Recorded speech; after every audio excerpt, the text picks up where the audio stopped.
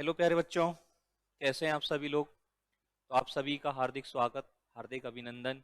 आज की क्लास के अंदर BSc first year university of Kota के सभी स्टूडेंट्स का हार्दिक स्वागत है, फर्स्ट सेमेस्टर के स्टूडेंट्स का। और आप लोगों के लिए रिवीजन क्लासेज बहुत ही हेल्पफुल हो रही होंगी मेरे हिसाब से। तो आप लोग फटाफट से वीडियो को लाइक कर दीजिए और सभी दोस्तों में फटाफट से शेयर कर दीजिएगा, क्योंकि आप लोगों के कहे अनुसार आप लोगों की डिमांड थी कि गुरुजी यूनिट थर्ड का रिवीजन करवाओ। यूनिट थर्ड के अंदर हम लोग बहुत परेशान हो रहे हैं। यूनिट 5 मैंने आप लोगों को करवा दी। यूनिट 5 के अंदर से सिलेंडर जो है वो मैंने कंप्लीट आप लोगों को पढ़ा दिया। उसमें से आपका काम हो जाएगा, निश्चित हो जाएगा। ठीक है ना। आप लोग कह रहे थे सर यूनिट थर्ड में बड़ी दिक्कत आ रही है, यूनिट थर्ड का रिवीजन हमें करवाओ। यूनिट थर्ड मैथमेटिक्स की मैं बात कर रहा हूं। BSc first semester, BSc first semester की हम लोग यहां पर चर्चा कर रहे हैं। और first semester unit third vector analysis, ठीक है ना। वेक्टर एनालिसिस की है आपकी सदिश बीजगणित, ये वाली जो किताब है सदिश कलन वेक्टर कैलकुलस, इसको हम लोग यहाँ पर पढ़ने वाले हैं। इसका रिवीजन हम लोग आज से स्टार्ट कर रहे हैं, ठीक है ना। आज की क्लास थोड़ी सी छोटी रहेगी, ठीक है ना। आज की क्लास थोड़ा सा मैंने आपको कल बोल दिया था, मैं थोड़ा सा आउट ऑफ स्टेशन हूँ, तो मैं पहले से ही रिकॉर्ड करके आप लोगों को ये डाल रहा हूँ, ताकि आपकी एक कंसिस्टेंसी, आप लोगों की लगातार जो चीज़ें हैं वो आप लोगों को मिलती रहें। तो इस क्लास को अच्छे से समझें। कहीं कोई डाउट, किसी तरह का कन्फ्यूजन अगर आपको रहे तो उसको आप नोट कर लें, ठीक है ना। नेक्स्ट क्लास में जब हम लोग मिलेंगे तो फिर आप लोगों को अच्छे से सारी बात समझा देंगे, ठीक है बच्चों। वेक्टर एनालिसिस के अंतर्गत सबसे पहली चीज अपन को समझनी होती है सदिशों का अवकलन।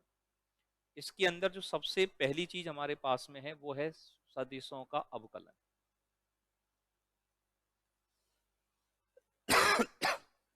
सदिशों का अवकलन, ये अपन को समझना है। डिफरेंशिएशंस ऑफ वेक्टर्स, वेक्टरों का डिफरेंशिएशन कैसे किया जाता है। बचपन में तो हम लोग साधारण फंक्शनों का डिफरेंशिएशन करते थे। अब यहाँ पे जो वेक्टर होगा वो एक फंक्शन के रूप में मिलेगा, वेरिएबल फंक्शन के रूप में मिलेगा। उस वेक्टर का डिफरेंशिएशन मुझे यहाँ पर करना रहेगा, ठीक है ना। जैसे कुछ क्वेश्चनों के माध्यम से मैं आपको इस चीज को समझाने का प्रयास करता हूँ, ठीक है ना।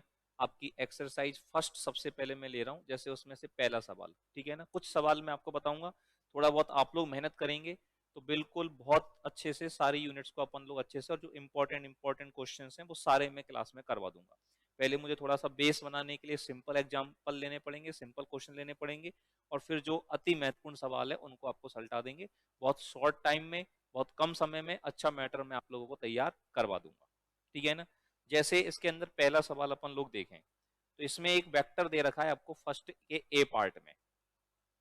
क्या दे रखा है एक वेक्टर हम लोगों को, आर वेक्टर इजिकल टू, एक वेक्टर हमें दे रखा है r vector is equal to t cube i cap, t cube i cap minus cos t j cap plus t square plus one k cap, t square plus one k cap. R vector is equal to t square i cap, t cube i cap minus cos t j cap plus t square plus one k cap.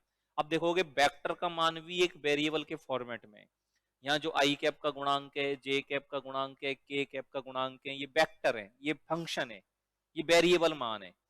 तो इनका हम लोग क्या कर सकते हैं, differentiation कर सकते हैं। इनका हम लोग क्या कर सकते हैं, डिफरेंशिएशन। अब जैसे मान लो आपसे इसके अंदर कहा जाए D R vector upon D T ज्ञात करो, किसका मान निकालो, D R vector upon D T. आपसे कहे D two R vector upon D T two ज्ञात करो, इनका मान मुझे निकालना है। D R vector upon D T मतलब आर वेक्टर का एक बार अवकलन करो, D two R vector upon D T two का मतलब क्या है, आर वेक्टर का दो बार क्या करो, अवकलन करो, इसका दो बार डिफरेंशिएशन करो। तो आर वेक्टर का एक बार अगर मैं अवकलन करता हूं D R vector upon D T, तो एक बार अवकलन क्या आ जाता है मेरे भाई, इसका अगर मैं एक बार डिफरेंशिएशन करता हूं D R vector upon D T, तो टी के रेस्पेक्ट में अगर इसका डिफरेंशिएशन करूंगा तो टी क्यूब का डिफरेंशिएशन क्या आ जाएगा, three T square. I cap अपनी जगह पर, ऐसे कैसे रहेगा, टी के रेस्पेक्ट में कर रहे हैं। कॉस टी का डिफरेंशिएशन क्या होता है बताओ, कॉस टी का डिफरेंशिएशन हम लोग क्या लिखते हैं, माइनस साइन टी।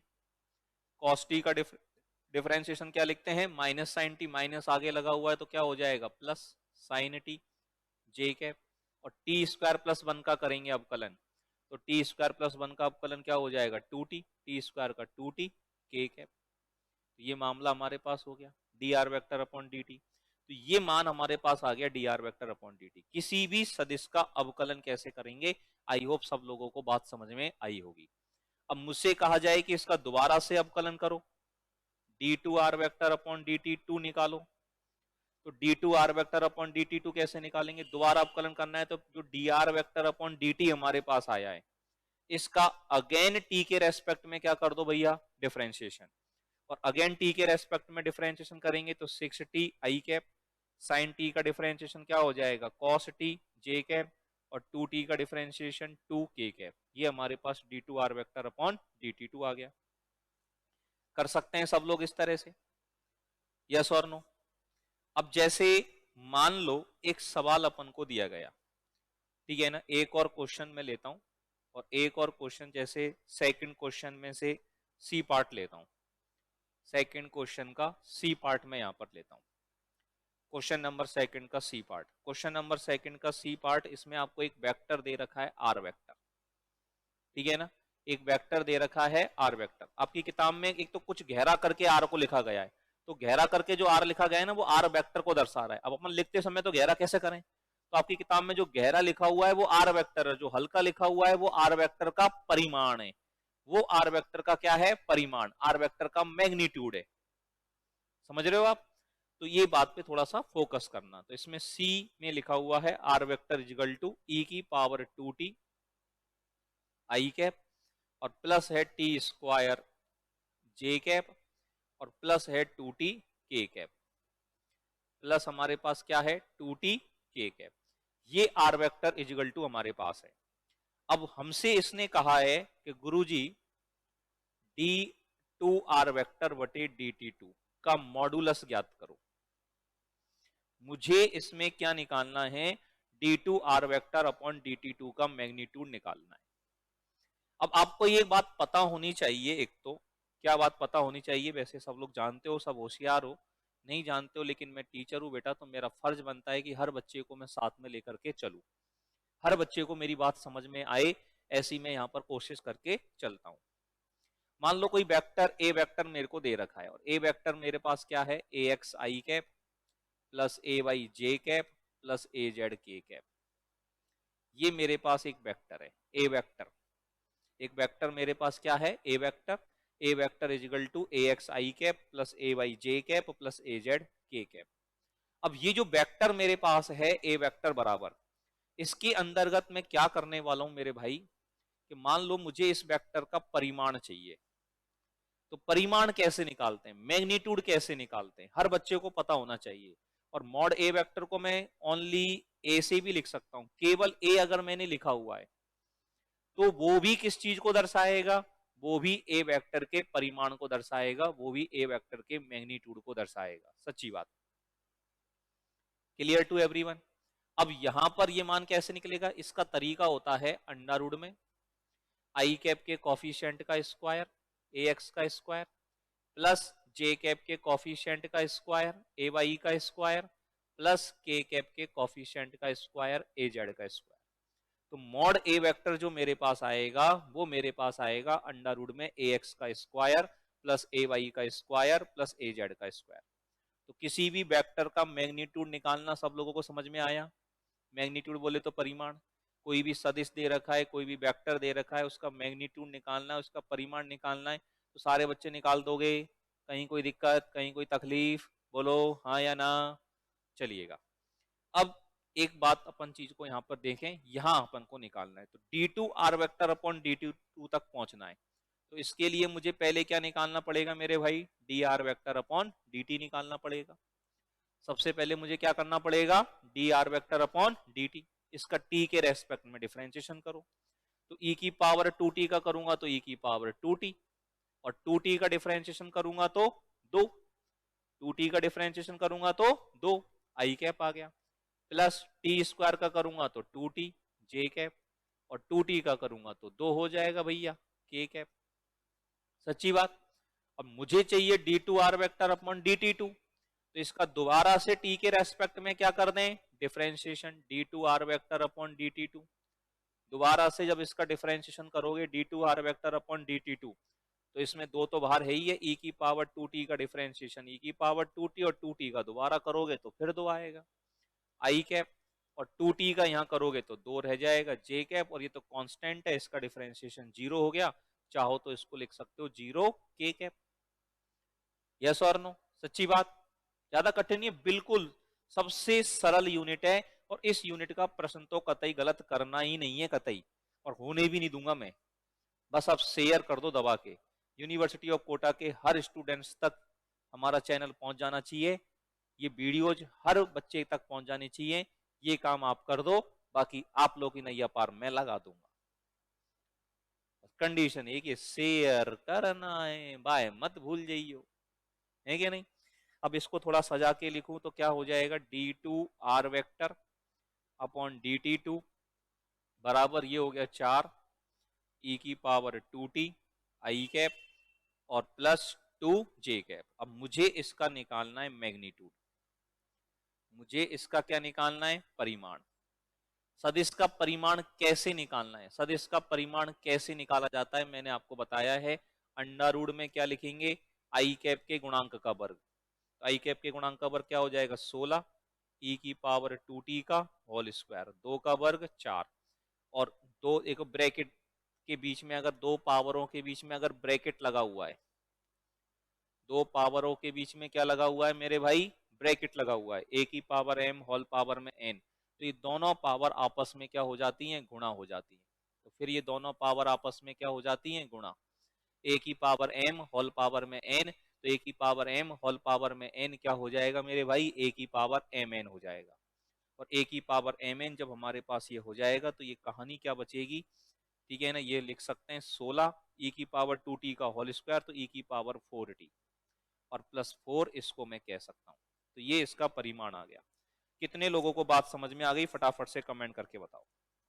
जिन जिन लोगों को बात समझ में आई फटाफट से कमेंट करके बता दो जी। कहीं कोई दिक्कत किसी बच्चे को है, कहीं कोई तकलीफ है, किसी तरह की समस्या है तो पूछ लो भैया, ठीक है ना। सवाल नंबर पहला आप लोग फर्स्ट एक्सरसाइज में से कर सकते हो, सेकंड सवाल आप लोग कर सकते हो, एक्सरसाइज के सवाल को भी कर सकते हो इसके अंदर से, ठीक है ना। एग्जाम्पल तो उड़ाने ही उड़ाने, ठीक है ना। तो पहले मैं थोड़ी सी आपकी प्रैक्टिस यहाँ पर बनवा रहा हूँ, ठीक है ना। पहला सवाल आप लोग कर दोगे, दूसरा कर दोगे, तीसरा आप लोग कर दोगे, चौथे सवाल में थोड़ा सा मैं बात करूँ, ठीक है ना। चौथे सवाल में अब देखो क्या करना है, अब आपको यहाँ पर एक और बेसिक पता होना चाहिए, दो वेक्टरों का क्रॉस प्रोडक्ट और डॉट प्रोडक्ट निकालना जानते हो। मान लो आपको ए वेक्टर दे रखा है, और ए वेक्टर बराबर दे दिया a1 i cap plus a2 j cap plus a3 k cap, और एक वेक्टर आपको दे दिया बी वेक्टर बराबर b1 i cap plus b2 j cap plus b3 k cap. ये आपको एक वेक्टर दे दिया, ए वेक्टर इजिकल टू ये दे दिया, बी वेक्टर इजिकल टू ये दे दिया। अब आपको ए वेक्टर क्रॉस बी वेक्टर निकालना है।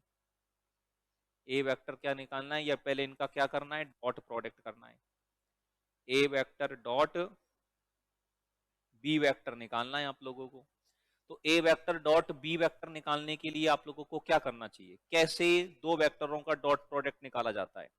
दो वेक्टरों का डॉट प्रोडक्ट निकालने के लिए आई कैप के गुणांक को आई कैप के गुणांक से गुणा कर देते हैं, a1 b1, जे कैप के गुणांक को जे कैप के गुणांक से गुणा कर देते हैं, a2 b2, और के कैप के गुणांक को के कैप के गुणांक से गुणा कर देते हैं, a3 b3। दो वेक्टरों का डॉट प्रोडक्ट अगर निकालना है तो डॉट प्रोडक्ट कैसे निकलेगा, डॉट प्रोडक्ट निकालने के लिए हम लोग क्या करेंगे, आई कैप के गुणांक को आई कैप के गुणांक से गुणा कर देंगे, जे कैप के गुणांक को जे कैप के गुणांक से गुणा कर देंगे, और के कैप के गुणांक को के कैप के गुणांक से गुणा कर देंगे। और अगर मान लो मुझे क्रॉस प्रोडक्ट निकालना है, ये सब बचपन में पढ़ सकते हो, लेकिन मैं ये मान के चल रहा हूँ कि भाई हर कमजोर से कमजोर बच्चे को भी हमारी क्लास में आया है, तो ये मेरी जिम्मेदारी बन रही है, ठीक है ना, मेरा नैतिक दायित्व बन रहा है कि मैं उस बच्चे को अच्छे से समझाऊं, और उस बच्चे का दायित्व बन रहा है कि वो इन वीडियो को शेयर कर रहा है, वो आगे और बच्चों तक इन चीजों को पहुंचा रहा है। जो शेयर नहीं कर रहा है ना, वो भाई साहब वो भुगतेगा परिणाम, सही कह रहा हूं मैं, मेरी बद्दुआ लगेगी उसको। ए वेक्टर क्रॉस बी वेक्टर, तो इस क्रॉस प्रोडक्ट कैसे निकालेंगे? पहली पंक्ति में हम लोग लिखते हैं आई कैप जे कैप के कैप, क्रॉस प्रोडक्ट निकलता है सारणिक के माध्यम से।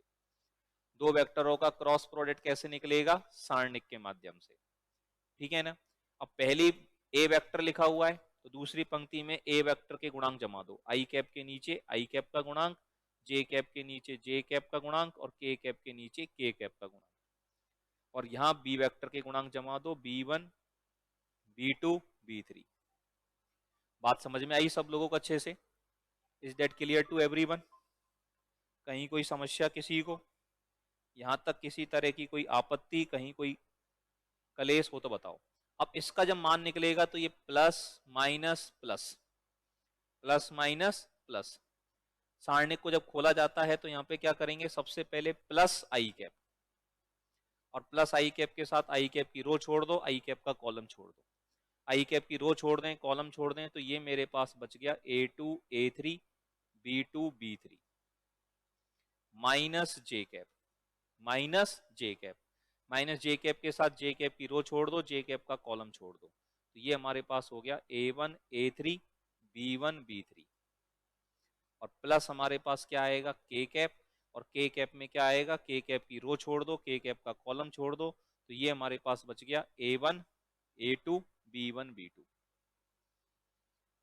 आई थिंक आप सब लोगों को बात समझ में आ गई होगी। तो यहाँ पर हम लोग क्या करेंगे मेरे भाई? यहाँ हम लोग क्या करेंगे? आई कैप इन दोनों का गुणा माइनस इन दोनों का गुणा, इन दोनों को गुणा करेंगे तो A2 B3 minus A3 B2 minus j cap, इन दोनों को गुणा करेंगे तो A1 B3 minus A3 B1 plus के कैप, इनको गुणा करेंगे तो ये हो जाएगा A1 B2 minus A2 B1। ठीक है ना। इस तरह से दो वेक्टरों का डॉट प्रोडक्ट और क्रॉस प्रोडक्ट हम लोग कर सकते हैं। समझ में आई बात आप लोगों को? ठीक है। तो आज मैंने थोड़ा सा आप लोगों का ये यूनिट स्टार्ट कर दी है, ठीक है ना। क्लास थोड़ी सी छोटी है क्योंकि मुझे एक अति आवश्यक काम से थोड़ा सा बाहर जाना पड़ रहा है, ठीक है ना। तो मैंने क्लास आप लोगों के लिए, आप लोगों तक पहुंचाने का प्रयास किया है, ठीक है ना। कल भी मैं आप लोगों की क्लास या तो लाइव आकर के ले लूंगा। एक दो दिन मेरा थोड़ा सा डिस्टर्ब रहेगा, एक 4 तारीख की भी शादी है और एक 6 तारीख की भी शादी है। तो आप लोगों से मेरा निवेदन है कि आप लोग थोड़ा सा परेशान नहीं हो। आप लोगों तक आप लोगों का जो कंटेंट है वो निश्चित रूप से मैं पहुंचाता रहूंगा मेहनत करके। अदर टाइम में जैसे भी टाइम मिलेगा मैं आप लोगों को आपका लेक्चर जो है वो पहुंचा दूंगा। आप लोग उसको तरीके से धैर्यपूर्वक अच्छे से नोट कर उन कंसेप्टों को तैयार करें।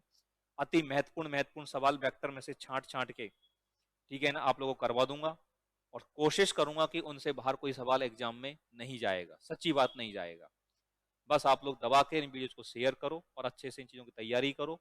कोई भी दिक्कत आती है तो उसको नोट करके रख लो, जब मैं डायरेक्ट लाइव मिलूंगा आप लोगों से तब मैं उन चीज़ों को सॉल्व करवा दूंगा, ठीक है ना। आज की क्लास ये रिकॉर्डेड लाइव है, ठीक है ना। तो इसको अच्छे से देखो, सुनो, स्क्रीनशॉट ले लो, नोट करके रखो और शेयर करो दबा के, और अच्छे से मेहनत करो। एग्जाम्स में हमें बहुत अच्छा करना है और हर बच्चा बहुत अच्छा करेगा, निश्चित रूप से करेगा, कतई परेशान होने की जरूरत नहीं है, ठीक है बच्चों। और कोई भी दिक्कत है, परेशान महसूस कर रहे हो तो मेरे फोन नंबर हैं 8829823301, इन पर आप मेरे से कांटेक्ट कर सकते हो, ठीक है बच्चों। धन्यवाद। जय श्री कृष्णा। राधे राधे।